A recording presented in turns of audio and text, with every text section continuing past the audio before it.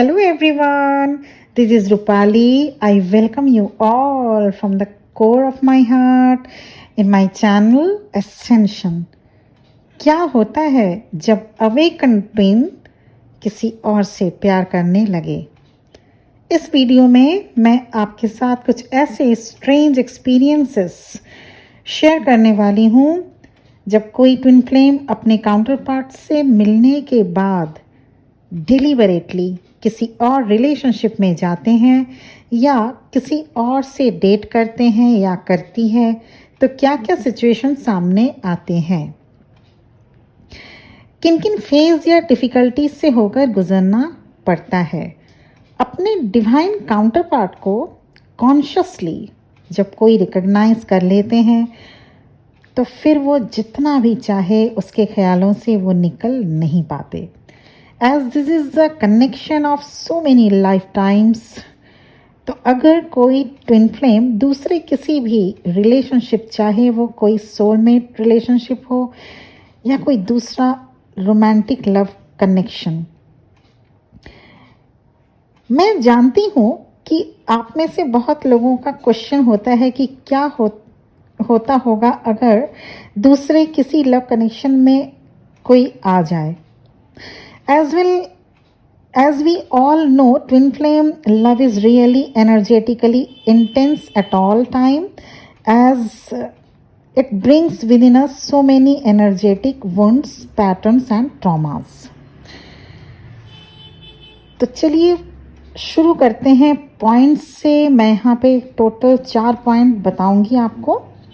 So the first thing which happen if you consciously choose to other person over twin flame after meeting one another, आपको अपने twin के लिए nagging पुल होती रहेगी। जब भी आप किसी दूसरे लव रिलेशनशिप में होंगे, आप अपने ट्विन को ड्रास्टिकली मिस करेंगे और आपकी सोल हमेशा ट्विन के साथ होना चाहेगी। This is a longing for your home, as twin flame is home for each other. वो डेप्थ नहीं रहेगी किसी और रिलेशनशिप में, वो बॉन्ड नहीं हो पाएगा। आप अदर रिलेशनशिप के साथ फिजिकली तो रह सकेंगे, पर emotionally and mentally you never be with that person. Very often you can feel home frequency as twin flame connection is having so intensity. Twin flame से मिलने से पहले अगर आप किसी कमिटेड रिलेशनशिप में हैं, like if you are married, तो अपने काउंटर पार्ट से मिलने के बाद आप 100% मैरिड रिलेशनशिप में इमोशनल अटैचमेंट रख पाना मुश्किल होगा। Yes, you can be devoted, you can be physically available, but in emotionally and soul level पे you will longing for your counterpart, for your twin. आपको एक इंटेंस प्रोफाउंड कनेक्शन अपने twin के साथ फील होता रहेगा, चाहे आप अपने सोलमेट टाइप हस्बैंड से ही क्यों ना मैरिड हो। आपको लगता रहेगा कि मेरी फैमिली के अलावा भी कुछ इस दुनिया में एक पर्सन है जो आपको कंप्लीटली बदल कर रख दिया। So this is also a challenge कि आपको किस रिलेशनशिप में रहना है। आपको अपनी हाफ सोल की याद तो आती रहेगी, पर आपको अपनी फैमिली को भी देखना है, जो उससे भी ज़्यादा ज़रूरी है। तो यहाँ पर ज़रूरी हो जाता है कि जब तक आप हार्मोनियस रियूनियन को नहीं अचीव कर लेते, अपने ट्विन को अपने अंदर फील करें, जो कि सच भी है। Actually your twin is inside you. जिस हाफ सोल को ढूंढ रहे हैं आप, उसका हाफ पार्ट आपके अंदर भी तो है। आप उसे जानिए, उसे एम्ब्रेस कीजिए, अपने आप को बैलेंस कीजिए, सोल को अपग्रेड करें। I know this is really difficult to be fulfilled and to be truly happy, पर ये इम्पॉसिबल भी नहीं। सेकेंड थिंग क्या हो सकता है अगर किसी और के साथ एक अवेकन ट्विन रिलेशनशिप में है।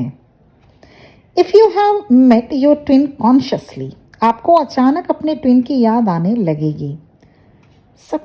सब कुछ ठीक है, आप अपने लव्ड वन के साथ बैठे हैं, बात कर रहे हैं, पर अचानक आपका मूड ऑफ हो गया और आप अपने ट्विन को सोचने लगेंगे। कभी ब्लड विजन होने लगेगा आपका, कभी without any specific reason hot flashes सा फील करने लगेंगे आप, और कभी कभी तो दूसरे किसी स्ट्रेंजर को देखकर आपको all of a sudden twin के फेस जैसा सिमिलर लगने लगता है और आप ट्विन की यादों में खो से जाते हैं। आप डे ड्रीमिंग भी करने लगेंगे क्योंकि आपको आपके ट्विन की हायर सेल्फ से कनेक्टिविटी मिलती रहती है। इससे एक chaotic सिचुएशन बन जाता है। This can be very jarring to the emotions and to the energy. आपको लगेगा कि आप एक साथ दो डिफरेंट लाइफ को जी रहे हैं, क्योंकि एक तरफ आपकी बॉडी और माइंड तो नए लव बॉन्ड को एक्सेप्ट कर रही होती है, वहीं दूसरी ओर आपकी सोल अपने अदर हाफ के लिए पुल करती रहती है। तो ऐसे में सिचुएशन को हैंडल करना थोड़ा डिफ़िकल्ट हो जाता है। थर्ड टाइप की सिचुएशन आपको फेस करना पड़ता है अगर आप अवेकन ट्विन हैं और कॉन्शियसली मिलने की अपने ट्विन से कॉन्शियसली मिलने के बाद आप किसी और को डेट कर रहे होते हैं या किसी और रिलेशनशिप में जाना चाह रहे हैं। तो क्योंकि आप और आपका ट्विन फ्लेम आप ही का हाफ सोल है, तो ऐसे में यू ऑलवेज फील डिस्ट्रैक्टेड। आप जितना चाहेंगे कि दूसरे रिलेशनशिप में अपने आप को सेटल करना, आप नोटिस कीजिएगा एक एनर्जेटिक पुश बैक मिलेगा, जिससे या तो आप अपने ट्विन की यादों से निकल नहीं पाएंगे या फिर आपकी लाइफ में जो नया पर्सन आया है उससे आपकी दूरी बनने लगेगी। और इसके फिजिकल साइन भी आपको दिखेंगे। जब आप अपने ट्विन के साथ होंगे then you were more young, more charming, और अपने न्यू लव्ड वन के साथ जब आप होंगे आप अपने लुक में फ़र्क देख पाएंगे। आपको ड्रेन फील होगा। जब भी आप अपने ट्विन की एनर्जी को पुश बैक करते हैं आपको रियलाइज़ होगा कि आप बहुत ज़्यादा थक जाते हैं, एक डीएक्टिवनेस आपके अंदर आ जाएगा। रीज़न ये है कि आप तो अपनी ही हाफ सोल को पुश बैक करते हैं, तो आपको एनर्जेटिक डिप्लीटेड फील होगा ही, क्योंकि आप जब भी ट्विन से डिलीबरेटली डिस्कनेक्ट करके किसी और से कॉन्शियसली कनेक्ट करने की कोशिश करते हैं तो एनर्जेटिकली आपका ट्विन फ्लेम आपको ऐसा करने से रोकते हैं। क्या मुसीबत है ना, ना तो खुद प्यार करते हैं और ना ही किसी और को प्यार करने देते हैं। ये प्यार नहीं आसान, एक आग का दरिया है और डूब के जाना है। तो चलिए फोर्थ पॉइंट की तरफ बढ़ते हैं। सिचुएशन क्या बनेगी अगर जो आपको फेस करना पड़ेगा अगर आप कॉन्शियसली दूसरे रिलेशनशिप में जाते हैं, आपको कम्युनिकेशन इशू होगा। चाहे आप रोमांटिक सोलमेट से ही क्यों ना डील कर रहे हो, अब आप जब भी बात करते हैं तो आपको बोर्डम फील होगा अपने सोलमेट या अपने न्यू लवर के साथ बात करने में। रीज़न यही है, जब आप ट्विन फ्लेम के साथ मिल लेते हैं तो आप दोनों के बीच एक एनर्जेटिक कम्युनिकेशन शुरू हो जाता है। आप इसे टेलीपैथी भी कह सकते हैं। आप चाहे सेपरेशन फेज में ही क्यों ना हो, आप अपने ट्विन से कांस्टेंट बातें करते रहते हैं और ये बातें एनर्जेटिकली होती रहती है, so that you no longer puts any efforts to communicate with your new loved one। जितना आप एफर्ट्स आप पहले लगाते थे नए रिलेशनशिप में बात करने के लिए, उतना एफर्ट्स अब आप नहीं लगा पाएंगे।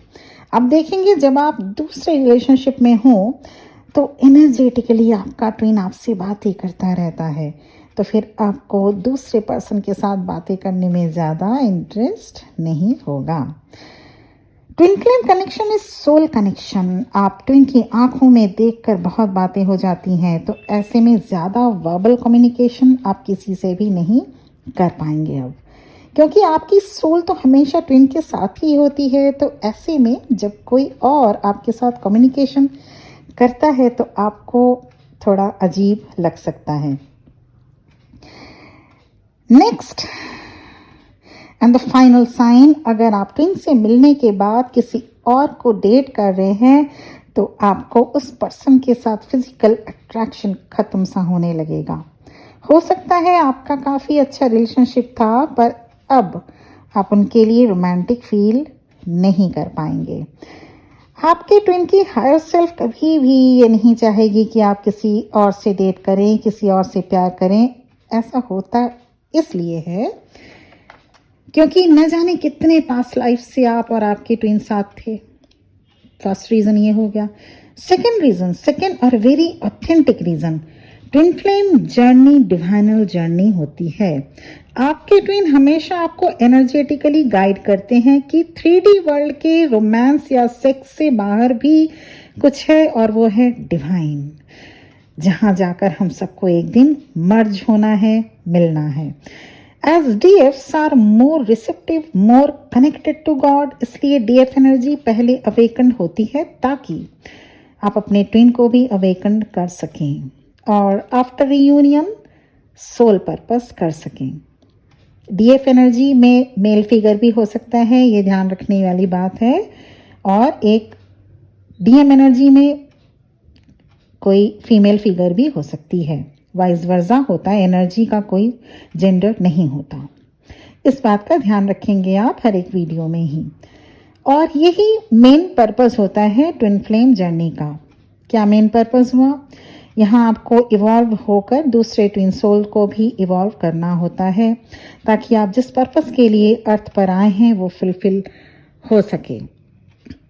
Romance, sex, lead the life to the fullest, only enjoying and wasting time, इससे भी ऊपर एक और भी काम है जिसके लिए हम ट्विन फ्लेम्स आते हैं, वो है डिवाइनल प्लान, जिसके तहत ये आता है कि आप गॉडली गुड पाथ में चल के दूसरे अपने जैसे दूसरे सोल्स को भी, अपने जैसे दूसरे ट्विन सोल्स को भी अवेकन करेंगे। यही आपका मेन पर्पस होना चाहिए, यही आपका सोल पर्पस होता है। और वो अवेकन्ड तभी हो कर पाएंगे जब आप खुद अवेकन्ड और बैलेंस्ड और इवॉल्व हों। यही होता है main purpose twin flame journey का। उसके बाद वो तभी अचीव कर पाएंगे आप जब आप रीयूनियन या हार्मोनियस यूनियन तक आ पाए और अपने आप को बैलेंस कर पाए। तो आज का मेरा वीडियो यही था। इस टॉपिक पर एक डिस्कशन करना जरूरी था कि अगर आप अवेकन्ड हैं, अब अगर आप कॉन्शियसली ट्विन फ्लेम है और अगर आप कॉन्शियसली किसी और रिलेशनशिप में जाते हैं तो आपको क्या क्या प्रोस एंड कॉन्स से गुजरना पड़ता है। इस पर मेरा वीडियो था आज का। I hope you all like my video. अगर अच्छा लगा वीडियो को तो लाइक, शेयर एंड सब्सक्राइब करना मत भूलिएगा। आज के लिए इतना ही, कल फिर मिलते हैं किसी दूसरे अच्छे टॉपिक के साथ। ओम नमः शिवाय।